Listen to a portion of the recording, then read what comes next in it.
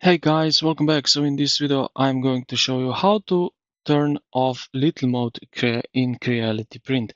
So first, what we are going to do is we will click on this green slice button here in bottom right corner first.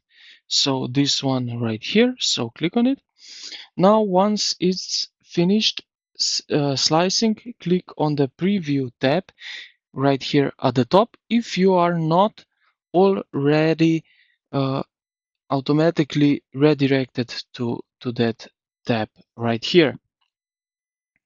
Now what we are going to do is you can look at the G-code preview panel on the left side of your screen right here. You see this G-code preview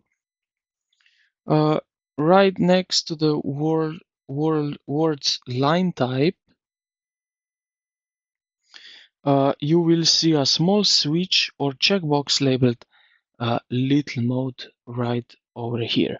Click the toggle to turn it off and your complete infill and model details will instantly uh, reappear on the screen.